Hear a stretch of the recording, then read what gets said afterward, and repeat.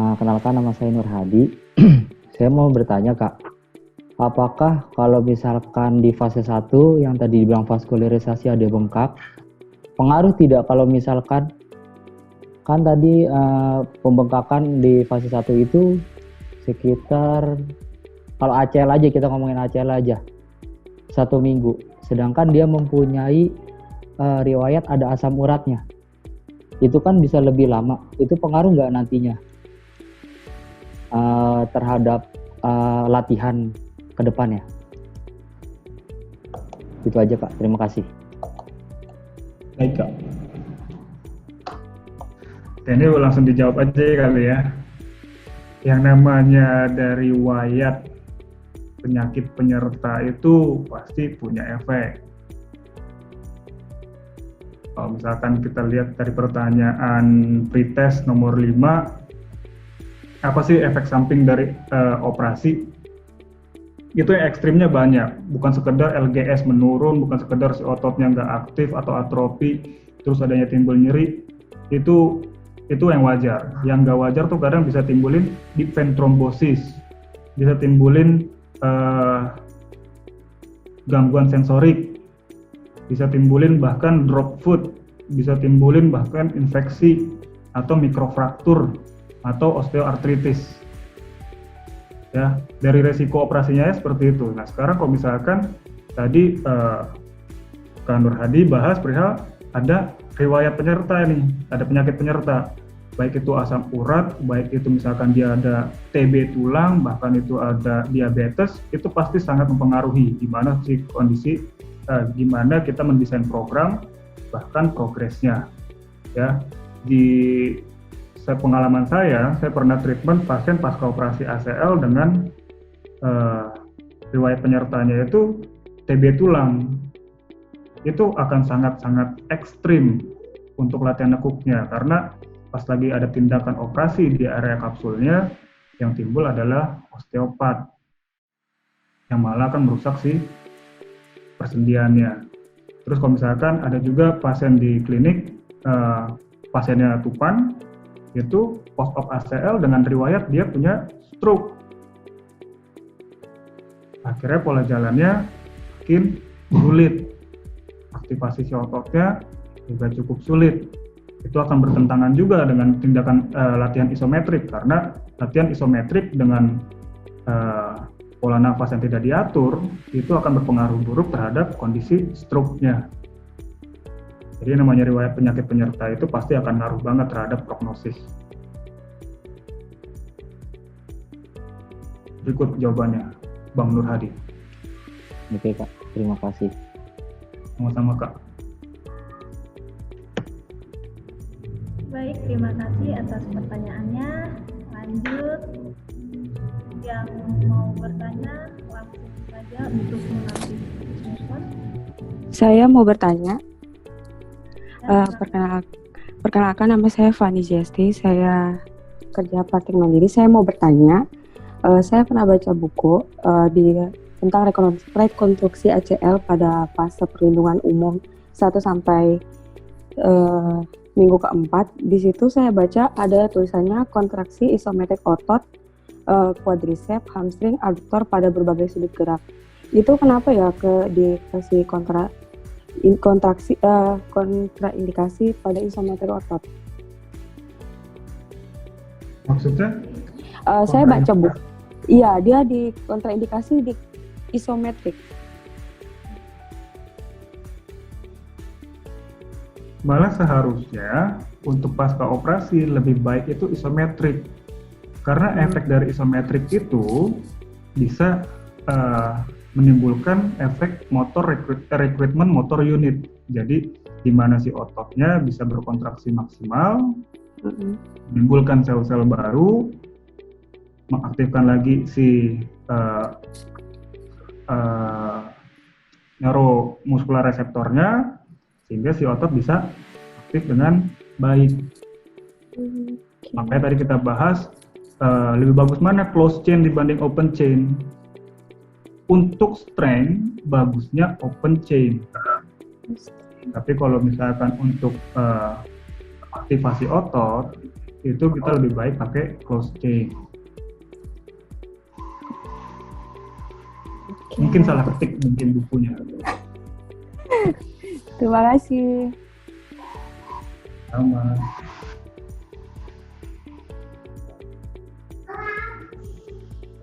Baik, terima kasih atas pertanyaannya. Ada lagi yang mau bertanya? Silakan untuk mengaktifkan mikrofon dan menyalakan kamera. Network yang slow. Kalau Bang El yang mau bertanya kepada peserta,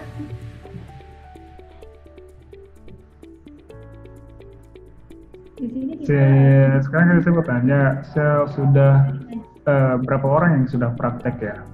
Dalam arti sudah handle pasien, atau misalkan masih rata-rata itu mahasiswa ya, Nur? ya,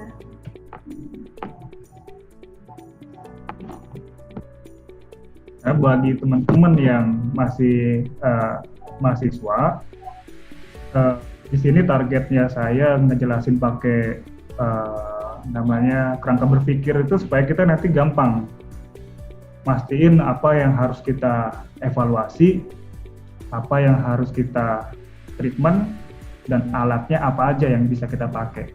Ya, kenapa saya bikin kerangka berpikir seperti itu supaya gampang? Karena kalau misalkan kita ngambil skripsi itu, atau kita mau bikin status klinis, atau misalkan morning report buat teman-teman profesi, ya itu harus ada supaya kita tahu yang dites tuh apa, yang menentukan treatmentnya itu apa. Jadi kayak tadi sistem vaskularisasi, treatmentnya nggak akan sama dengan sistem otot, walaupun ada treatment otot yang bisa membantu untuk pemulihan vaskularisasi. Jadi biar lebih detail. Mungkin ntar dari media visio juga akan bikin, treatment kalau misalnya kita bahas ankle, kayak gimana Kak? Ya kayak begitu juga nanti, bikin kerangka berpikirnya.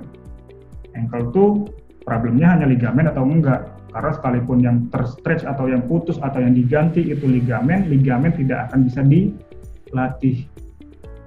Karena ligamen basicnya adalah mengkontraktil. Kalau sudah putus, tidak ada selubung sinovialnya, si ligamen tidak akan recovery sendiri. Yang ditunggu pasca operasi, si ligamen adalah adjust dengan si tendon yang dijadikan graft. Terus yang kedua perihal massa tulangnya bisa memperkuat si tendon. Ada lagi yang mau ditanyain atau ada masukan? Izin bertanya Kak. Yes. Untuk tadi yang pemberian nemesnya itu untuk pasien ACL itu berapa lama ya diberikan nemes? Maksudnya apakah setiap kali dia terapi awalnya itu kita berikan dia nemes atau gimana? Mungkin ada kriterianya mungkin. Terima kasih Kak. Oke, pemberian nemes itu dia hanya alat bantu di awal supaya si ototnya bisa mengontraksi. Kalau semisal ototnya memang dari awal sudah kontraksi dengan baik, sudah cukup adekuat, semua grup ototnya main, itu nggak pakai nemes juga nggak jadi masalah. Tapi kalau misalkan memang ototnya tidak aktif secara adekuat, dipersilakan kasih nemes. Cuma setelah nemes, coba lagi untuk isometrik aktif. Karena waktu dipasangin nemesnya pun sebenarnya kita tidak pasif. Karena nemes itu kan bisa di-setel dengan hold second-nya kan. Second hold-nya kita bisa tes, rest-nya kita bisa tes, bisa kita setting.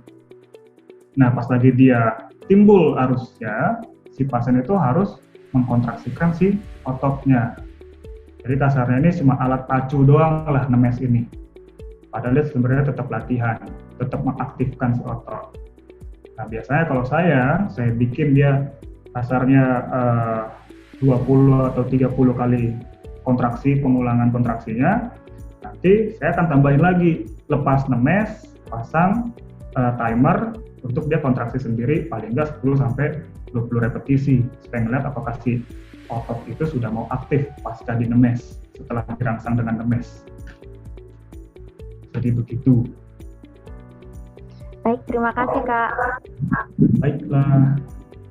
Kak, mau tanya lagi Kak, boleh Kak? Astagfirullah. Oke. Silakan Kak. Ini kan tes ACL ini kan ada 3 ya, anterior drawer test, Lehmann test, sama pivot test. Itu dari ketiga itu apa kita tes semuanya Kak? Apakah ada presentasi yang lebih besar dari ketiga itu? Itu aja Kak, terima kasih. Ini antara pertanyaan tipu-tipu atau pertanyaan iseng saya kurang paham nih. Cuma yang pasti buat teman-teman, semakin banyak tes dan hasil tes itu banyak yang positif, yang pasti kita bisa mengkerucut ke arah diagnosa. Saya pernah ingetin teman-teman profesi, mahasiswa profesi itu yang di klinik, saya ingetin, kita nggak bisa tes memastikan si ACL itu putus hanya dengan anterior drawer test, Lehmann test, dan pivot test. Terus gimana Kak? Apakah dengan MRI? Enggak juga. Kita harus mastiin apakah anterior drawer test kita atau Lehmann test kita itu terganggu sebenarnya dengan adanya PCL yang putus. Jadi riskan, pas lagi kita lihat ternyata kita mau drawer test untuk ke depan, ternyata kondisinya si ACL, bukan si ACL yang putus, PCL yang udah putus, kita lihatnya dia udah di bawah. Kemudian kita translasiin, dia gerak. Padahal ke depannya dia ketahan. Cuma karena ada derajat PCL yang putus, jadi kecenderungannya tidak kestabilannya ini karena si ACL. Makanya buat teman-teman mahasiswa yang masih praktek, harus banyak tahu tes, bukan sekedar, oh ACL tesnya lah mentes, drawer test, sama pivot. Yang lainnya nggak dites. Nggak boleh. Bahkan sampai ke meniskusnya, bahkan sampai ke MCL, LCL-nya, bahkan sampai ke si ototnya, itu juga wajib dites supaya kita bisa mengkerucutkan mana yang tes itu negatif, mana yang tes itu positif. Kita kumpulin dari sekian banyak tes di lutut untuk menentukan yang positif ini ke arah jaringan apa yang bermasalah. Jadi begitu. Terima kasih Begitu, Kak. Sama-sama Terima kasih, Kak. Kak.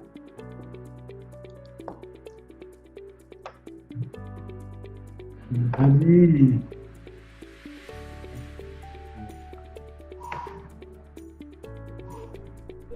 Baik, pertanyaannya. Yang ingin bertanya langsung saja.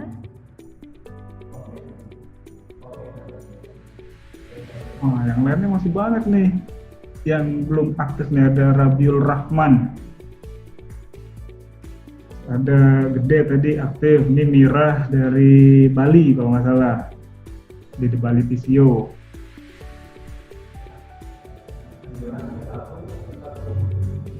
Tito. Nah, ini udah biasa pegang ACL nih Tito nih. Tito, Brian. Ini ada dari UMS. Nah, kemarin kita di chat ada mahasiswa UMS. Ya, jadi buat teman-teman peserta, sebenarnya kita adain ini untuk diskusi bareng-bareng. Jadi kalau misalkan memang ada yang perlu kita diskusikan bareng sih, sangat-sangat berharga ya. Buat nanti ke depannya, jadi teman-teman media visio siapa tahu bisa bantu untuk membahas kasus yang dipengen teman-teman. Ada yang lagi mau bertanya?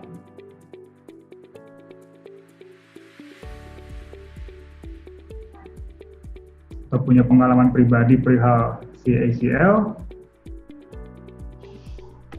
Oke, silakan buat teman-teman mau bertanya.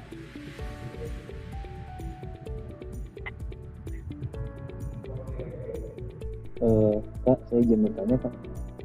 Ya, Sorry deh tadi soalnya lagi ada acara juga jadi nggak bisa inkan. Sebentar.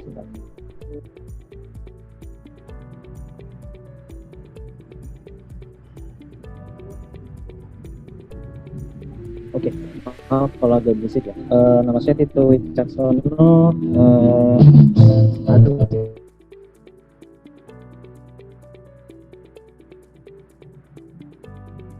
Lagi latihan kayaknya.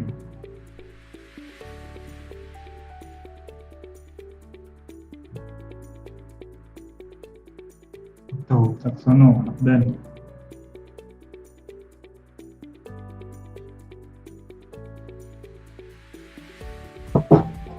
oke, izin bertanya Kak, nih maaf lagi di luar soalnya. siap.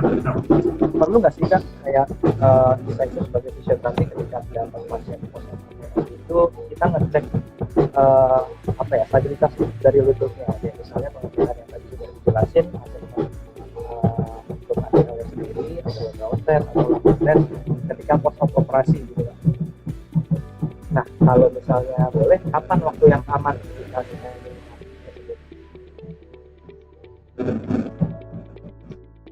Kayak gini toh, kayak suaranya nggak begitu kedengeran, cuma yang gue tangkap itu pertanyaannya, boleh nggak sih kita ngetes si ACL yang pasca operasi ini, ya nggak? Iya betul. Tuh. Oke, dibilang boleh sih boleh, cuma timingnya yang harus dipasin. Jadi nggak dalam arti pasca operasi H+1 dia datang ke kita lah mentes tuh, atau kita anti-ultrasound test.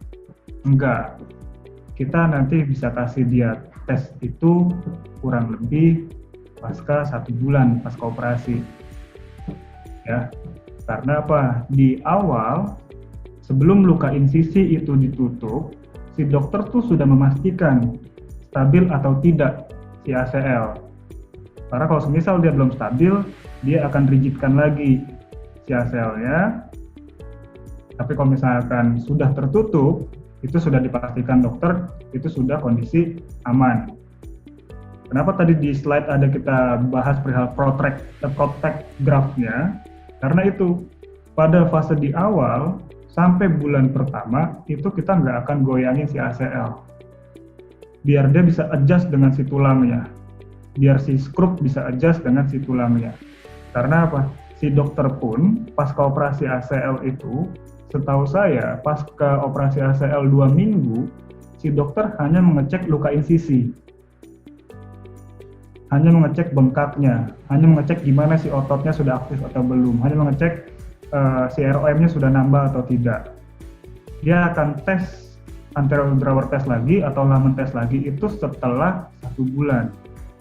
Biasanya kan dia pasien pasca operasi ACL itu kontrol dokter pasca operasi 2 minggu, pasca 1 bulan pasca operasi, 2 bulan pasca operasi, bulan ketiga pasca operasi, baru ke bulan ke-6 pasca operasi. Nah, di minggu kedua dan di minggu kedua itu hanya melihat luka insisi sudah kering atau tidak untuk pelepasan jahitan dalam waktu 2-3 minggu. Nah, di minggu keempat itu baru dia mulai ngetes apakah dia sudah stabil atau tidak.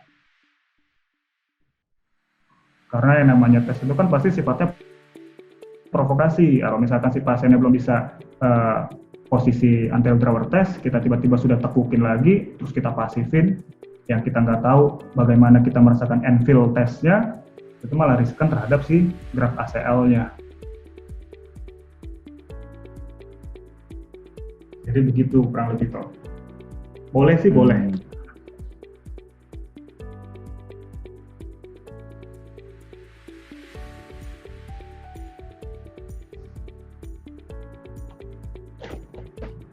Oke, terima kasih Kak El atas jawabannya.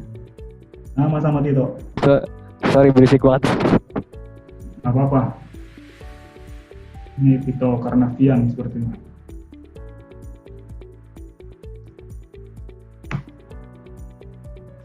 Baik, ada lagi yang ingin bertanya? Ini M. Kamil Abdillah ini dari Jambi. Iya bukan? Iya Bang.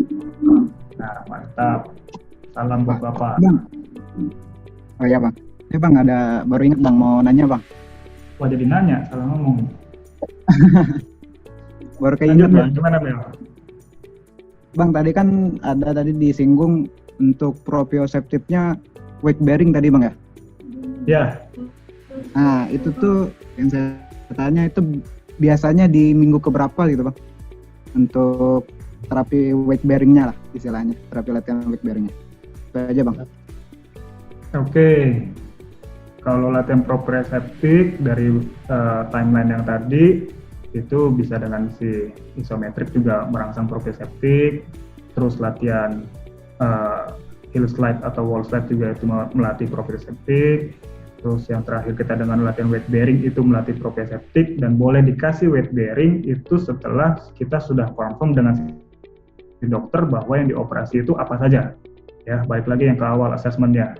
Kalau memang dia tidak ada problem di meniscus dan si dokternya juga sudah memperbolehkan jalan karena tidak ada dikhawatirkan perihal luka cartilage, nggak ada masalah, kita langsung kasih transfer weight bearing. Tinggal bertahap. Kita ngasihnya mau langsung dari parsial dulu, atau si dokter boleh langsung untuk ke si full weight bearing. Karena apa? Assessment tadi di awal kita sudah bisa pastiin nih, apakah si lutut dalam kondisi lurus, terus apakah si otot dalam kondisi kontraksinya sudah adekuat untuk menahan berat badannya, atau misalkan pas lagi transfer weight bearing sudah tidak ada nyeri. Nyeri dalam arti itu nyeri di poin si lututnya. Kalau misalkan ada nyeri kak waktu kita latihan weight bearing, di mana? Di belakang. Rasanya apa? Ketarik hamstringnya. Jadi persepsi nyeri itu harus dibedain ya. Kalau misalkan dibilang ketarik, oke, mungkin nih karena si problem yang ditimbulin si tendon yang diambil dari si hamstring. Kita boleh toleransinya sampai nilai berapa? Sampai si kondisi sampai kurang lebih dinilai 4 sampai 5. Lebih dari situ lebih baik mending jangan dulu, sampai si gerak hamstringnya juga aman. Jadi weight bearing itu selama kita ada lampu hijau dari si dokter, nggak ada yang perlu dikhawatirkan sih, boleh aja. Selama kita bisa lihat juga kalau kondisi si ototnya sudah cukup adekuat dan kondisi lurusnya sudah cukup bagus. Nah, kalau tadi saya bilang kalau misalkan dia nggak lurus bagus, percuma. Dia berdiri dengan kondisi kakinya semi fleksi, beban ke si tendon patellanya pasti akan lebih besar.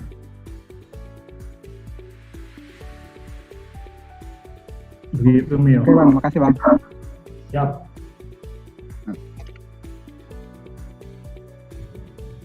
Jangan nyebut nama lagi berarti. Baik, ada lagi.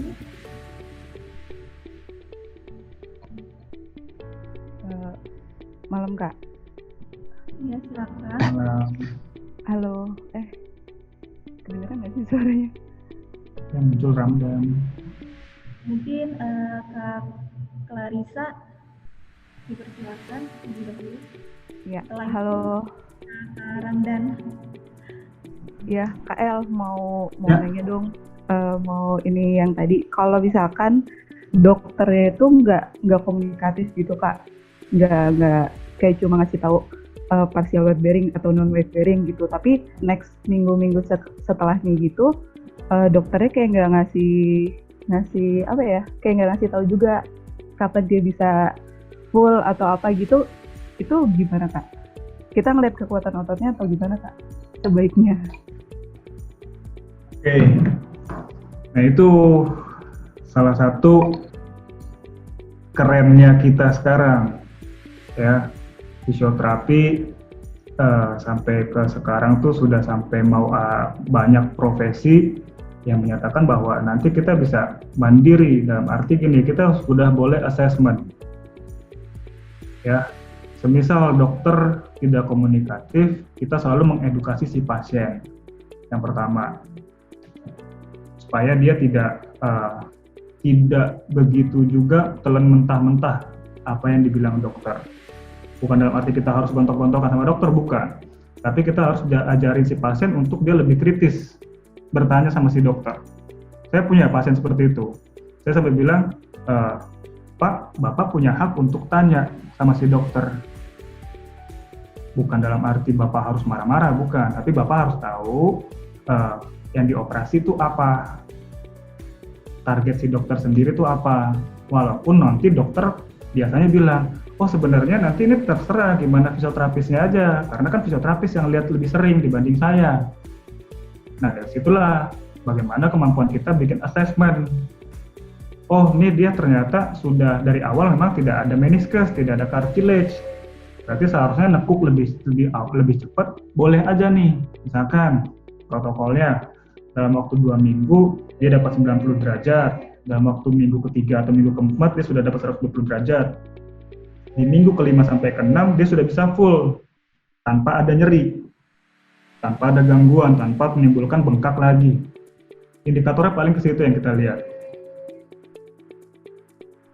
Jadi penambahan program itu bukan dalam arti kita butuh lampu hijau sepanjang kita mau merubah program, enggak. Maka tadi saya bilang kita butuh assessment harian itu supaya mengevaluasi apa yang sudah di treatment sebelumnya. Ya, sisanya kita hanya butuh ada nggak red flag waktu si dokter bongkar. Jadi seperti itu doang.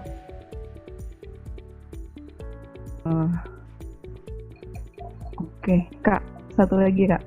Nah, Yes. terus kadang-kadang si pasien itu masih pakai bandage gitu-gitu tuh kayak masih 2 minggu awal gitu masih kayak dirapetin gitu Kak. Padahal kan kita harus untuk kayak goals di fase 1 kan untuk patellar mobility.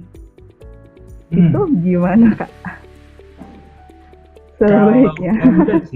Kalau bandage seharusnya kita bisa lepas. Sorry Kak, bandage-nya tuh kayak yang masih ada kapasnya gitu-gitu loh Kak.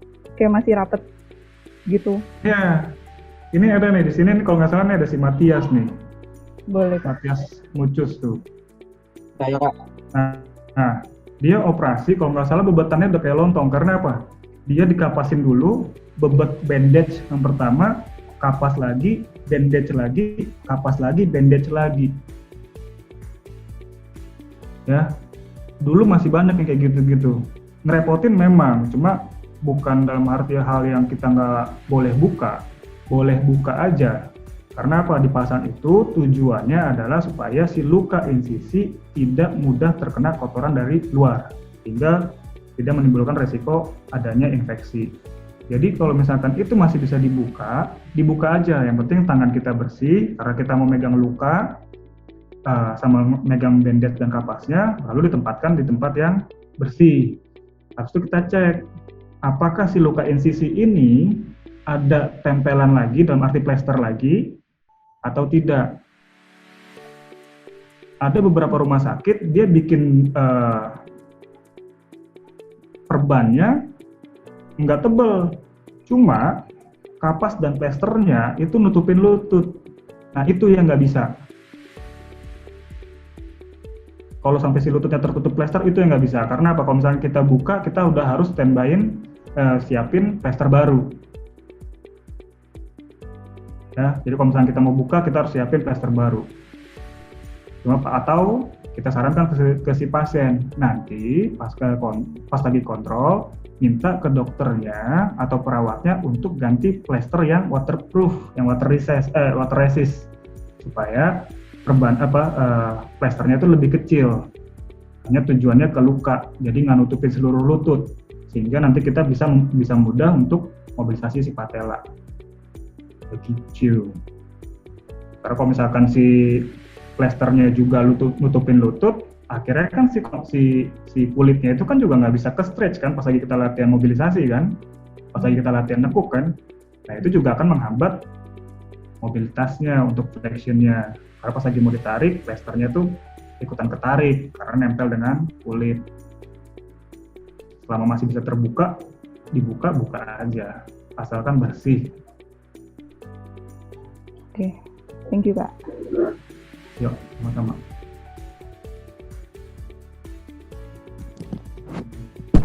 Kael, Bang, Tito mau nanya lagi dong. Waduh, ini Tito mau nanya, Ramdan mau tanya nih. Walah, Siap. nggak ada settingan, no settingan. Dulu Tok. Siapa dulu? Oke, boleh, thank you Dan. Jadi gini Kak, kan tadi Kael jelasin kalau misalnya untuk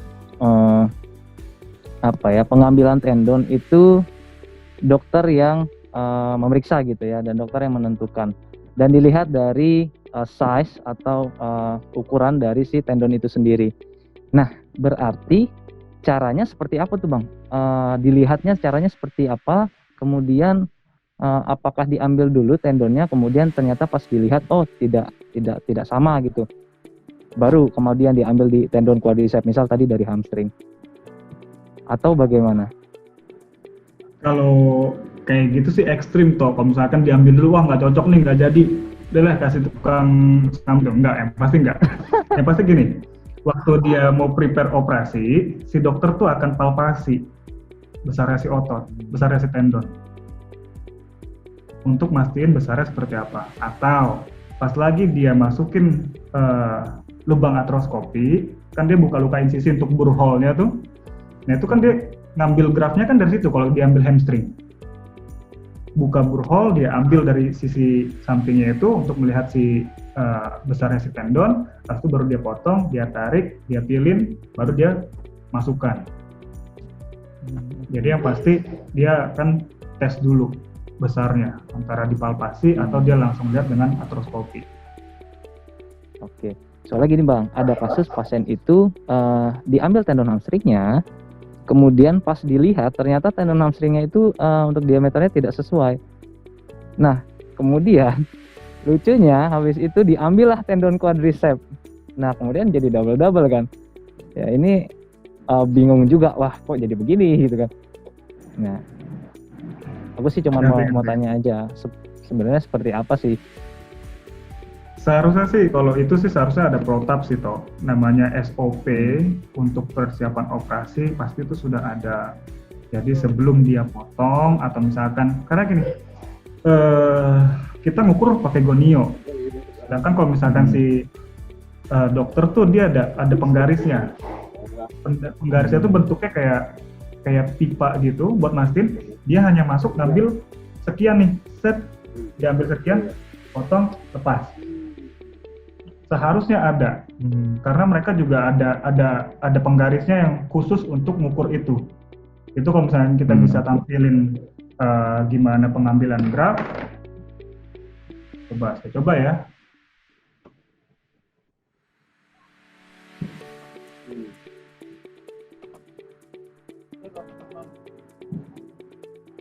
Itu ada tekniknya kok.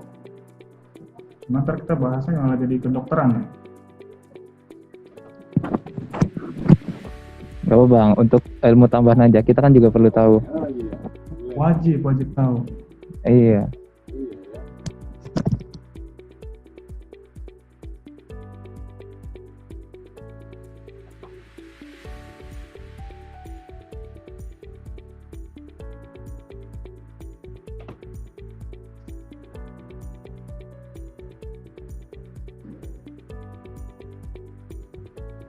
Ini saya udah share, belum share screen ya.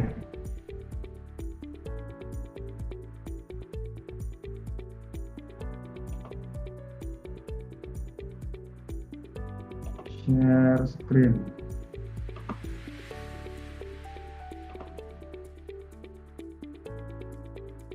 Nih. Ini dia diukur tuh. Pengambilan tendonnya. Ya, ini pakai mistar. Terus ada penggaris yang masuk ke sana. Yang seharusnya pengukuran diameternya sih seharusnya ya, nggak salah. Saya juga belum pernah nemuin sih yang kalau misalkan sampai ada yang kayak begitu.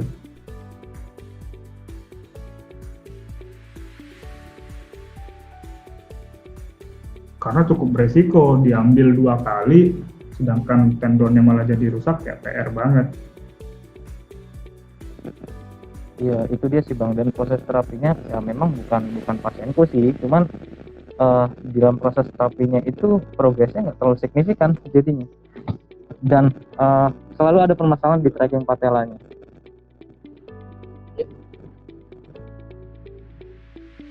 Ya, kayak saya tadi bilang, kalau kita ambil pakai tendon patella dengan teknik bone to bone tendon patella, itu sih cukup beresiko, walaupun banyak yang beberapa orang bilang itu lebih baik karena lebih kuat.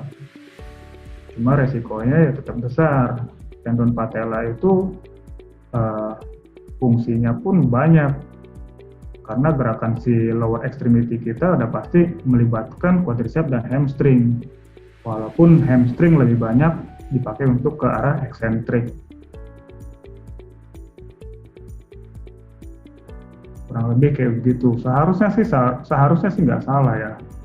Tapi kalau sampai salah gitu sih, amit-amit cabang olahraga lah.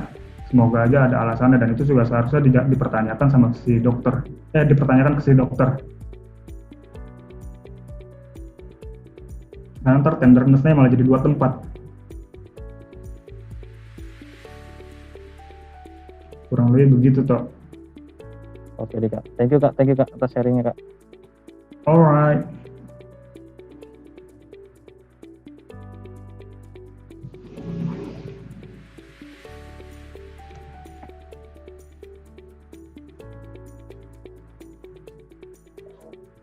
Bang, izin bertanya Bang. Tadi yang kata yang kasus Tito yang tendon itu kebetulan gue juga dapet Bang kayak gitu. Dan beda itu, dia kayaknya diambil di quadricep. Terus soalnya luka di situnya juga aneh, kadang kok ada 3 luka di situ yang berjejer gitu. Itu sih Bang. Nah Bang, mau nanya mengenai yang tadi kan ada kadang-kadang kan ACL juga ada yang kena di cartilage juga Bang. Nah, yes. Kebetulan gue ada pasien sharingnya Bang ya. Nah, dia riwayatnya udah pernah operasi sebelumnya. Jadi ini operasi kedua katanya. Ya. Yeah. Nah, dan kemarin operasi kedua dia kena meniskus dan cartilage-nya juga. Nah, dan dokternya ini diwanti-wanti di cartilage-nya ini katanya. Pokoknya ketika nanya kan, ini hati-hati di cartilage-nya, kemungkinan juga mungkin ini kali ya, kalau dokternya ngomong gitu mungkin agak parah kena cartilage-nya. Mungkin juga ada faktor sebelumnya yang operasi pertama mungkin dia belum selesai atau gimana. Nah, untuk mengenai di weight bearing-nya Bang, baiknya kita ikutin di masa meniskusnya ini, atau misalnya gue balik lagi ke kondisi pasien dia gimana nih Bang, misalnya dari kondisi pasien dari ototnya kah, atau misalnya atau gue ikutin alur yang meniskus ketika weight bearing gitu sih Bang. Kalau itu dari yang saya tahu tuh gini dah, kita nggak boleh ngambil resiko. Karena cartilage itu adalah lapisan terakhir, ya, lapisan terakhir. Walaupun kita juga belum tahu persis nih posisi cartilage-nya di femur kah atau di tibia kah. Cuma dua-duanya juga sama aja ada resiko. Karena berarti gini, seharusnya kalau misalkan ada kerusakan sampai di cartilage, itu latihannya wajib pain free. Dalam arti tidak ada nyeri di area luka cartilage. Karena selama masih nimbulin nyeri di luka cartilage-nya nggak akan pernah healing. Karena yang kita tahu, cartilage tidak mumpuni pembuluh darah.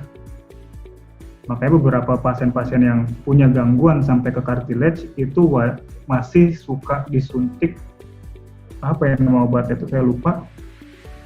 Dia ada yang per bulan, ada yang per 3 bulan, ada yang mungkin 6 bulan atau setahun sekali disuntiknya, supaya si cartilage itu akan healing lebih cepat. Nah, biasanya pasien-pasien yang pasca operasi ACL dengan adanya cartilage itu wajib pain free di area luka si cartilage. Kurang lebih seperti itu. Tapi kalau untuk nekuk seharusnya dia nggak akan masalah, lebih akan bermasalah pada kondisi dia squat. Karena di weight bearing Bang? Kalau di weight bearing sih seharusnya nggak ada yang harus dikhawatirin. Baik lagi paling ntar kita lihat poinnya di mana dengan nilai nyeri seperti apa, persepsi nyerinya seperti apa. Cuma yang paling ekstrim biasanya itu dia akan timbul kondisi waktu kita semifleksi, di mana si lutut itu menerima beban berat badan. pasti itu si cartilage akan kena efek yang lumayan besar. Tapi kalau untuk kondisi dia berdiri tegak dengan dia weight bearing, yaitu tinggal kita monitoring nilai nyerinya seperti apa, poin nyerinya di mana, perspektif nyerinya seperti apa, apakah seperti ada luka, perih, atau dia hanya ngerasa si ototnya rasa kayak tebel. Itu persepsi yang kita harus tanyain ke si pasien. Karena kondisi si pasien tuh ada yang bilang, ini sebenarnya cuma nggak sakit sih, tapi rasanya aneh. Ya anehnya apa? Itu yang kita harus ajarin ke si pasien. Deskripsi nyeri itu seperti apa. Tapi seharusnya sih kalau untuk ada ya tulang rawan, dia wajib pain free. Itu yang seharusnya dia rutin kontrol tuh.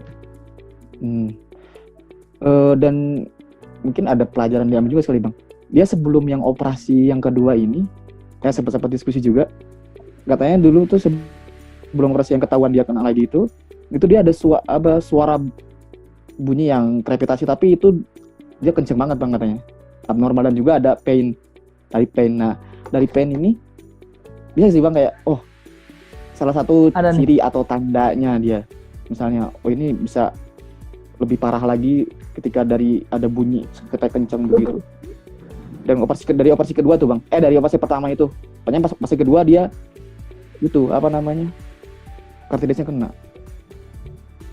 Ya, dalam arti gini, waktu dia operasi kedua, si dokter kan sudah melakukan artroskopi yang kedua. Dalam arti dia itu,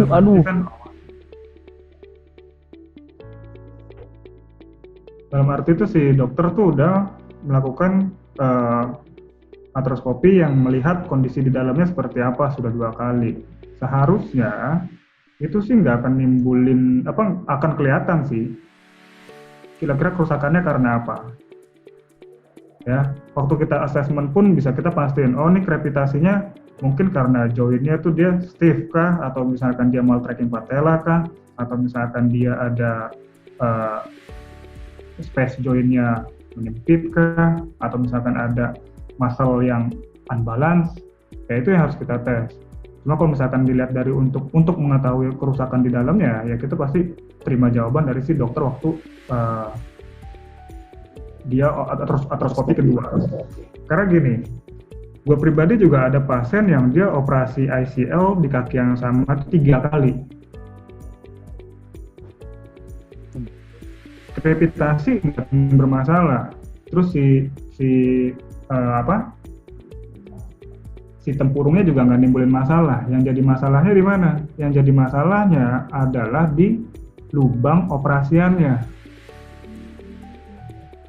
Karena tulang tibianya, poin untuk dia ngebikin burhole-nya itu sudah 2 kali. Dari lubang size-nya yang kecil, diperbesar, itu diperbesar lagi. Nggak bisa diperbesar lagi sebenarnya. Akhirnya lubang tempat si ICL putus, screw-nya diambil, akhirnya ditanam dulu tulang sampai dia healing, baru dibor ulang. Nah, tadi di awal kita sudah pernah bahas bahwa si ICL itu punya risiko. Risikonya apa? Risiko OA. Risiko OA. Jadi dalam arti gini, kalau si pasien pasca operasi ACL dia tidak dapat stabil dengan cepat, atau misalkan dia dipaksa untuk gerak terlalu banyak aktif, akhirnya tuh si sendinya malah rusak. Akhirnya bikin mungkin aja maltracking patella, atau mungkin aja bikin si gerakan rotasinya itu lebih banyak. Karena ntar giliran pas lagi dia tekuk lurus, gerakan si rotasi tibia malah terlalu banyak. Akhirnya bikin dia unstable, yang akhirnya pas lagi dia mau dari dari fleksi ke extension, yang harusnya ada rotate misalkan 30 derajat, dia malah berlebihan, jadi bunyi besar. Ada yang kayak gitu. Jadi seharusnya sih dari artroskopi kedua sih udah harus kelihatan sih, dan apa kira-kira yang bikin dia krepitasi. Iya. Komunikasi lagi ya, dokter Bang. Tanya itunya. Pasti. Karena dulu juga pernah ada pasien pasca operasi udah 2 kali operasi yang kedua belum putus, malah ada salah satu dokter menyarankan ya udah nih harus dioperasi ulang karena ini akan gagal. Tapi kan nggak ada reasonnya kan. baru juga dipasang. Apa yang bisa diprediksi itu akan gagal gitu loh. Lebih bagus pakai bone to bone tendon patella. Reasonnya apa? Karena apa? Kalau kita lihat lagi dari si pasien, si pasien ini sebenarnya dia ada gangguan dari lahir tuh, dia punya keloid. Karena orang tuanya, si ibunya juga keloid, kulitnya ada luka, dia akan nimbulin keloid. Nah, kalau misalkan keloid itu diambil, si artroskopi itu dilakukan untuk 3 kali, keloidnya itu akan makin tebal. Kalau diambil dari bone to bone tendon patella, garis bone to bone tendon patella itu akan tebal. Resikonya akan timbulin nyeri, walaupun bukan di dalam lutut. Jadi kayak gitu-gitu si pasien, makanya tadi saya bilang perihal preparation operasi atau pasca operasi itu selalu diedukasi supaya si pasien juga aware, nggak sembarangan nih operasi udah mahal-mahal, udah ngeluangin waktu sekian sakitnya, tapi malah dia sia-siain dengan program yang belum tuntas. Nah, dia harus belajar lagi apakah waktu dia di fase waktu di operasi pertama dia sudah menuntaskan recovery-nya atau sebenarnya belum. Nah, itu biasa yang kadang ya itu yang seharusnya kita harus edukasi si pasien. Lu yang punya kaki kenapa harus gue repot gitu loh, kasarnya begitu. Cuma gue mau bantu lu, kalau lu nggak mau, kalau gue bantu lu tapi lu nggak mau bantu diri lu sendiri, ya gimana? Ya dong. Kadang kita bisa kasih trigger seperti itu tergantung si pasien kondisinya seperti apa. Jadi kita mainlah ke arah psikologiknya dia supaya dia punya tanggung jawab terhadap kaki. Karena misalkan kita praktek di lapangan, kita ngomong sport fisio, nggak memungkinkan kita punya pasien yang usianya masih 10 tahun, 14 tahun. Atau kita punya pasien usia 55 tahun atau 60 tahun. Makanya kalau misalkan dibilang saya sport fisio, kerja saya sih memang ada di olahraga. Cuma fisioterapi mengajarkan saya gimana mentreatment kondisi dari anak-anak baru lahir sampai orang tua sudah mau wafat. Jadi gimana kita mendesain program itu ke arah sana. Gimana treatmentnya post-op ACL pada anak-anak, gimana treatmentnya post-op ACL pada orang lansia. Yang di tengah-tengah kan usia produktif. Usia produktif dalam arti apa? Bisa karena dia atlet yang berprestasi, atau dia hanya olahragawan yang sifatnya olahraganya hanya untuk rekreasi. Kalau orang rekreasi, mikirnya, ya kan saya cuma olahraga biasa-biasa aja mas, nggak usah kayak atlet lah. Tetap aja recovery-nya kayak atlet. Iya, benar. Iya kan? Nah, jadi kadang kita mengedukasi ke pasien tuh memang harus tegas. Karena kadang kalau udah kayak begitu sih kita tinggal lepas aja kaki-kaki lu, kenapa kita harus repot? Cuma jangan sampai kita menantang seperti itu, tapi sebenarnya kita belum mengedukasi gitu loh. Oke, Bang El. Thank you, Bang El.